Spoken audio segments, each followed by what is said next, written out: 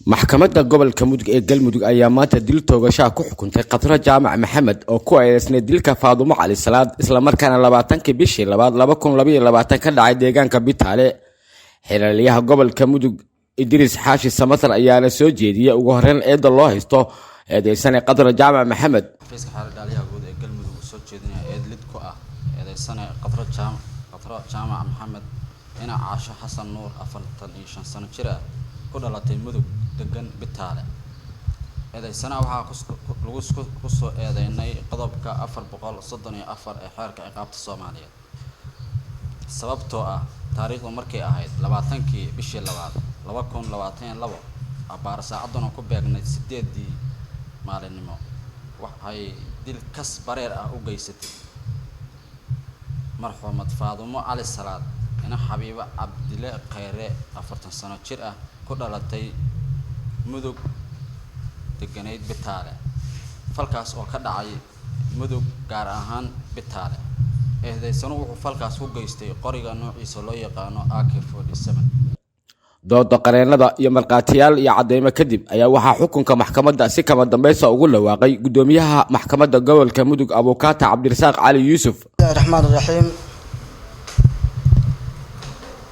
maxkamadda gobolka mudug waxay ku dhawaaqaysaa xukunka dacwad ciqaabeedkii loo haystay eedeysane Qadra Jaamac Maxamed ina Caasho Xasan Nuur 45 sano jir ah ku dhalatay mudug degan Bitaale. maxkamaddu markay dhageysatay eeda uu soo jeediyay xafiiska xilaliyaha guud ee galmudug.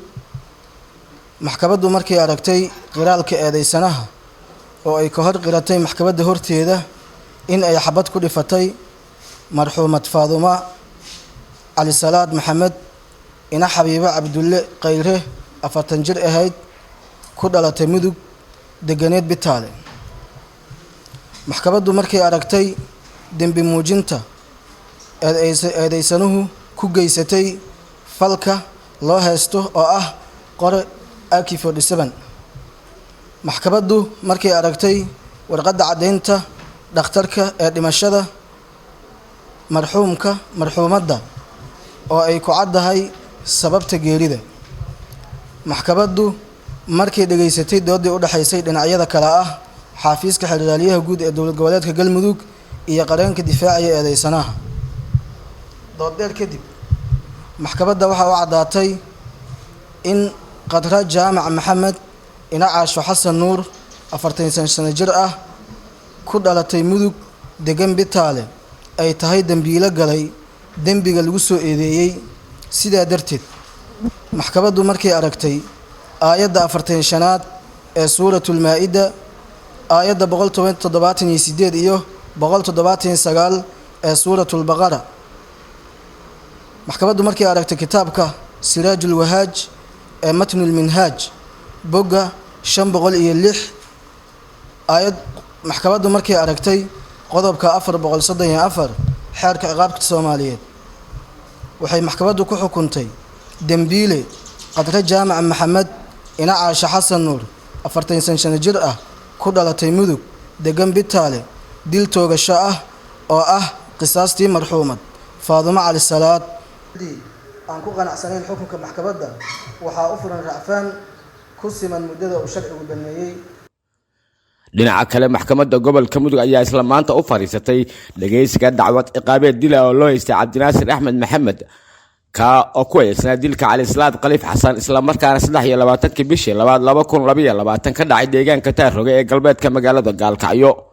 soo jeedinta xilaalinta iyo dooda qareenada kadib ayaa waxaa mar kale xukunka maxkamadda ku dhawaaqay gudoomiyaha maxkamadda gobolka mudug Cabdirasaaq Cali Yuusuf.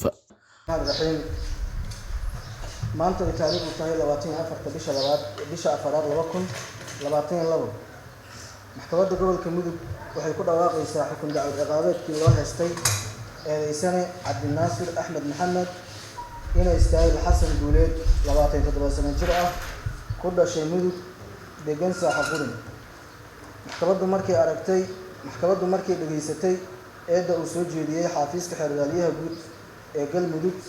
maxkamaddu markay aragtay qoraalka eedeysanaha oo ka hormartay maxkamadda horteeda isagoo qirtay inuu marxuumka dhintay qoraga ku taagay ammaankana ka jartay kuna dhiftay.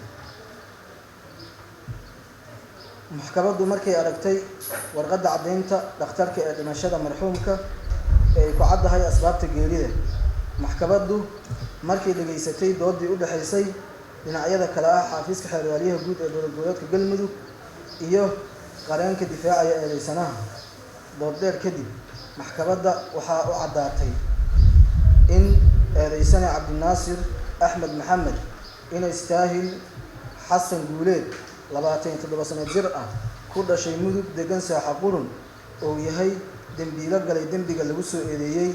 sidaa darteed maxkamaddu markay aragtay aayadda 45aad ee suuratul Maa'ida, maxkamaddu markay aragtay aayadda 178 iyo 179 ee suuratul Baqara iyo kitaabka matn Siraajul Wahaaj matnul Minhaaj boga 506 iyo qodobka 434 ee xeerka ciqaabta Soomaaliyeed, waxay maxkamaddu ku xukuntay dambiile Cabdinaasir Axmed Maxamed inay istaahil xasan guuleed 27 sano jir ah ku dhashay Mudug degan Saaxa Qurun dil toogasho ah oo ah qisaastii marxuum Cali Saciid Khaliif Xasan. ciddii aan ku qanacsanayn xukunka maxkamadda waxaa u furan racfaan ku siman muddada uu sharcigu baneeyay. wabillahi tawfiiq. maxkamadduna Cabdirasaaq Maxamed Axmed, warbaahinta qaranka Soomaaliya, Gaalkacyo.